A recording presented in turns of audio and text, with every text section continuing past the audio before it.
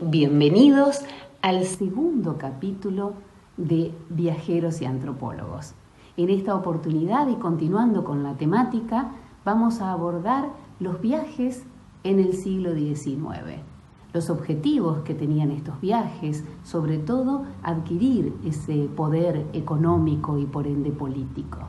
Quiero agradecer a la licenciada y antropóloga Silvia Tesio, quien está a cargo de estas charlas, y al Instituto Audiovisual de la provincia de Entre Ríos, quien edita y produce este ciclo. Los dejo con el capítulo número 2. Que lo disfruten.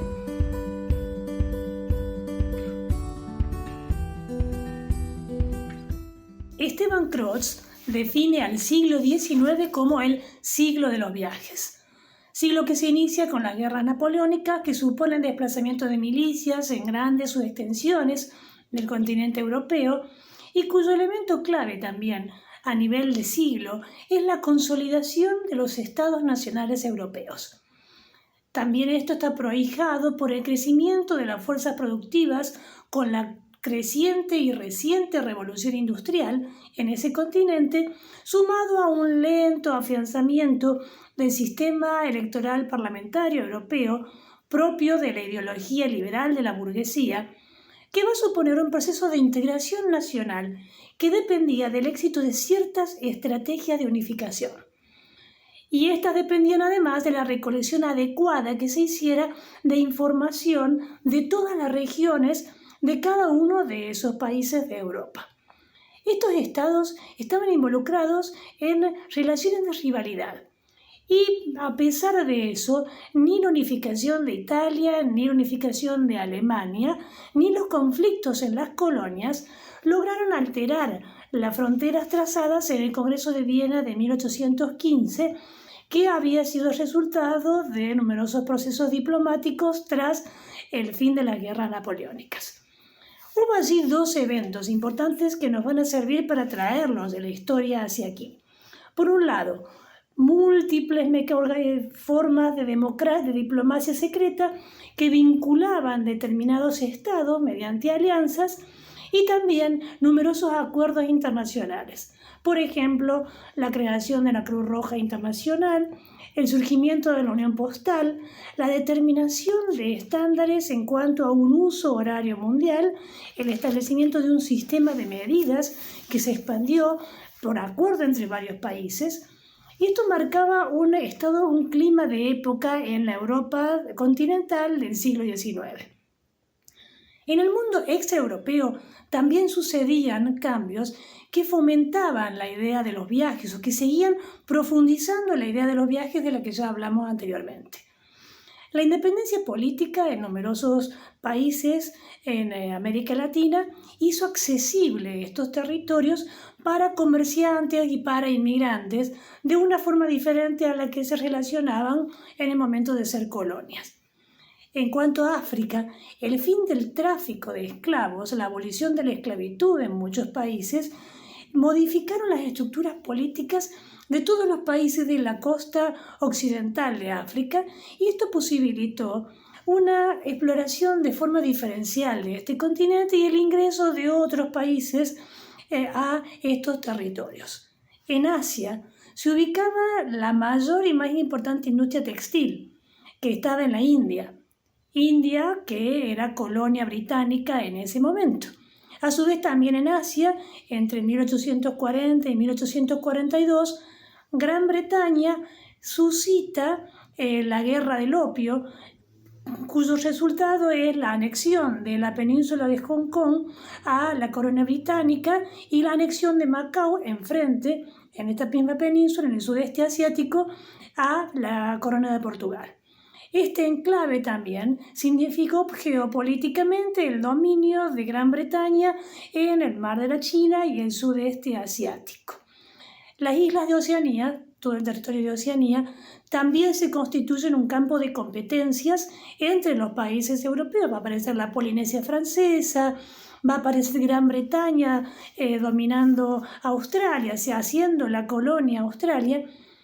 Y en todo este proceso en que estamos hablando claramente del colonialismo de una Europa continental en expansión, Es importante rescatar tres características importantes de este proceso de expansión colonial europeo. Por un lado, había intereses económicos. Las colonias significaban una fuente de la cual nutrirse de bienes y de materia prima para atraer a estos países centrales, a estos países de la metrópoli en ese momento. También había intereses misioneros.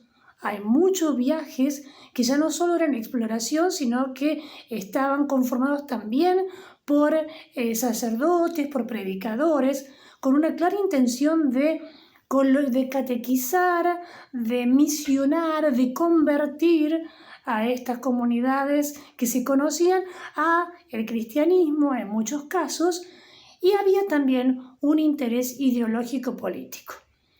Interés ideológico político a partir de la idea de pueblo, nación, territorio, esta noción ideológica política que se afianzaba la expansión territorial colonial, que llevaba a asegurar áreas geográficas a los países matrices.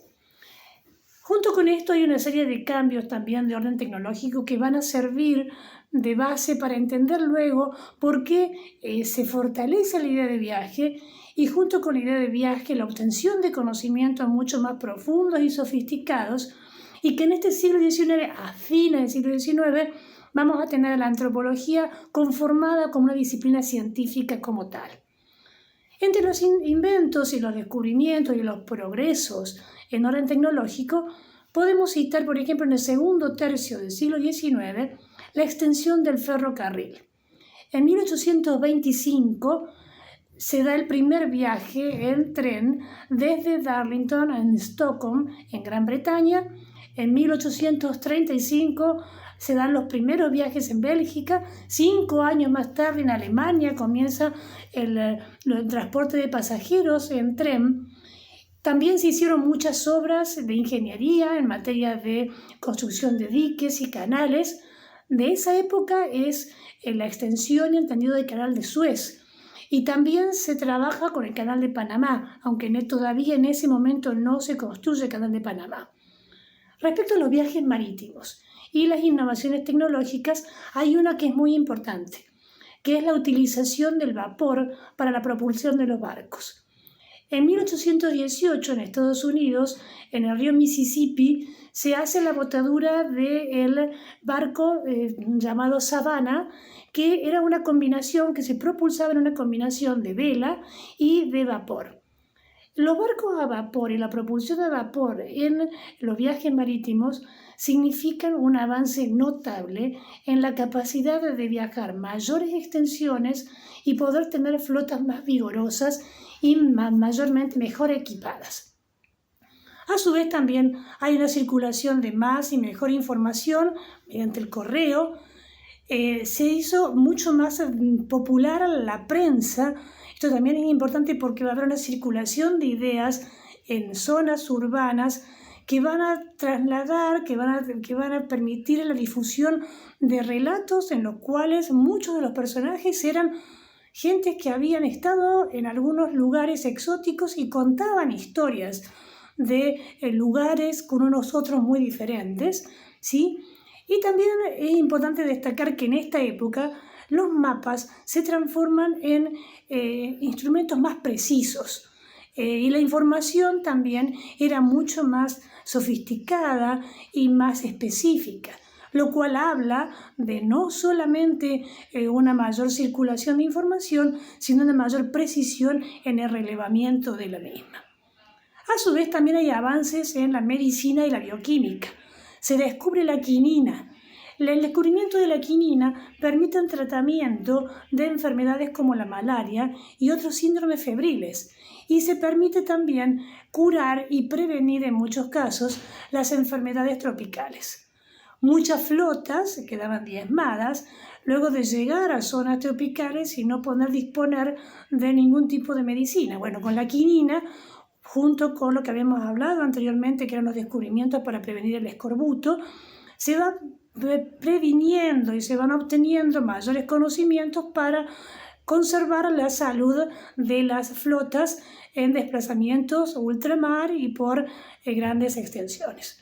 Todo esto hizo más frecuentes los desplazamientos y da lugar a que nos podamos referir a dos datos importantes: la migración del campo a la ciudad, el crecimiento de las urbes por la revolución industrial y los procesos de emigración y colonización de ultramar. El cúmulo de información y de datos que se traían de los viajes generaron la necesidad de tratarlos de manera adecuada. Toda la diversidad de información que se recibía requería tener un tratamiento más específico y razones más acabadas, razones académicas, para dar cuenta de que no quedaran tan solo en relatos de una fascinación literaria, sino que pudieran explicar quién era ese otro diferente que se encontraban los marinos, los viajeros, los naturalistas, los militares, los misioneros en esos viajes. Y allí es cuando, a fines del siglo XIX, surge la antropología como una ciencia y aparecen los primeros antropólogos científicos. Hay que decir aquí que la mayoría de esos antropólogos no eran viajeros, pero vamos a citar a dos personalidades de las que yo quiero hablar porque son dos norteamericanos del siglo XIX, abogados ambos, que hacen viajes y son los padres fundadores de la antropología.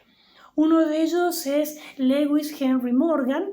Morgan fue un abogado que vivió en Rochester, en la costa este de los Estados Unidos, que tuvo contacto con los iroqueses, defendió alguna serie de litigios que tenían los iroqueses, y en este conocimiento que tuvo como abogado encontró elementos para sistematizar toda la información que recibía y se interesó por la cultura, por la organización de los iroqueses y elaboró una muy pormenorizada clasificación de los tipos de familia de los iroqueses.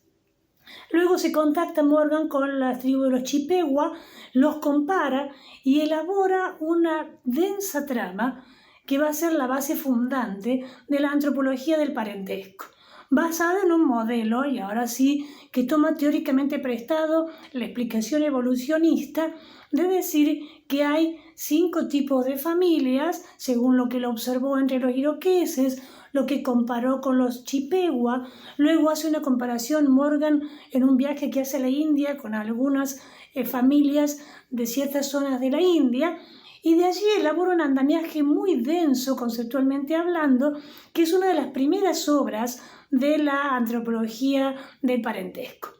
Junto con Lewis Morgan, un cofundador, es un abogado también norteamericano llamado Edward Taylor. Edward Taylor hace un primer viaje iniciático a México. Taylor está con papá en este primer viaje, siendo él abogado y por motivos de salud, viaja a México en la etapa prerrevolucionaria en ese país. El relato de Taylor es uno de los primeros hitos de las etnografías de la época. Es un libro muy bello, muy lleno de descripciones de cómo veía un norteamericano de esa época la cantidad de vestigios que quedaban en ese México, en algunos lugares semi-rural, pre-revolucionario, y esa obra se condensa en un libro llamado Anáhuac, lo antiguo y lo moderno, y constituye el paso previo para una obra muy densa de Taylor llamada Antropología, una introducción al estudio del hombre y la civilización. Así como se ve la tapa de este libro, que es una reproducción que hizo una editorial cordobesa del facsímil del mismo autor en su momento, esta concepción de la evolución era lo que caracterizó a la antropología de esos fines del siglo XIX. En este texto de Taylor se condensa entonces, junto con el de Morgan que decía, las bases de gran parte de todo el andamiaje teórico de esos primeros momentos de la antropología. Pero la mayoría como de los antropólogos, como decía yo recién, no viajaban. En esa época eran los antropólogos de poltrona quienes protagonizaban las etnografías. Poltronas eran esos grandes sillones que tenían los intelectuales de la época y que en este caso se la pone como calificativo de la antropología de la época, porque daba cuenta de que la metodología de obtención de información de esos antropólogos era tomar relatos que eran traídos por misioneros, por militares, por funcionarios coloniales en los países en donde iban y tenían sus asientos, sus jurisdicciones. Así es como hay otro antropólogo que hace una obra fabulosa que se llama La Rama Dorada. Es un antropólogo que trabaja con antropología de la religión. Este hombre es escocés, este es un compendio de 12 tomos de este autor, y este escocés, Fraser, jamás salió de Europa. Toda la información que está condensada en este libro, en donde él hace un resumen, más que resumen, en realidad es una trama muy prolija y muy profunda en la que explica las vinculaciones entre magia y religión, que es otra de las grandes áreas de conocimiento de la antropología, y que está nutrida de información que le proporcionaban a Fraser muchos de los funcionarios de las colonias que tenía el Reino Unido en todo el mundo. Es interesante la construcción teórica de esta época para la antropología, porque en realidad la materia eran los reportes de otros. O sea, no había una compilación propia, y esta forma de metodología comparativamente basada en relatos y en la visión que tenían quienes traían esa información, los llevaban a tener la dificultad de trabajar con grandes colecciones de datos.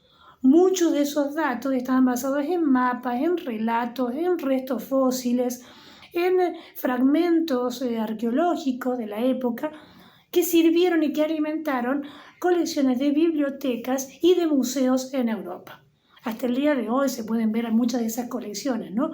Y crearon también un circuito de comunicación especializada en dar cuenta de esa otredad cultural que era entendida desde un modelo teórico evolucionista. Para explicar esto, es decir, por qué estas tres cosas pasaban en el fin del siglo XIX, por qué los antropólogos eran de poltrón y no viajaban, se podría decir que no tenían una claridad de que el viaje fuera necesario para hacer antropología. Y esto era porque en realidad desplazarse era difícil, aun cuando hubiera muchos adelantos, no estaba exento de dificultades el viaje, y porque el conocimiento de los territorios recientemente ocupados por estos colonizadores, por estos países imperialistas coloniales, no ofrecía réditos políticos. O sea, no era atractivo para la corona tener que financiar antropólogos que fueran solo a dar cuenta de la cultura de la región, cuando la información podía obtenerse de los censos del propio país colonial y ser analizados en la metrópolis con los criterios de la metrópolis. Por tanto, eran etnografías que en su momento fueron vistas como repletas de sesgos, y en la actualidad inclusive muchas de estas lecturas, de estas etnografías, tenemos que hacerlas bajo el tamiz de unos ciertos ojos imperiales de la época. Por tanto, las poblaciones que se investigaban en esa época, que se etnografiaban en esa época, eran vistas como atrasadas y que tenían que pasar, siguiendo un modelo de evolución, de ser atrasadas, de ser salvajes, a un estado de barbarie para llegar a ser vista como civilizada según la mirada de estos ojos imperiales. Este modelo antropológico va a ser puesto en duda y fuertemente cuestionado en el periodo de la entreguerra. De eso hablaremos en el próximo encuentro, cuando trabajemos con dos antropólogos que superan este modelo del evolucionismo aplicado a la antropología y que van a dar comienzo a una metodología que hasta el día de hoy es fundante de los nuevos estudios de la antropología y que va a permitir atravesar el modelo del antropólogo de poltrona de fines del siglo XIX para incorporar la etnografía como una forma de estar ahí en el lugar con los nativos.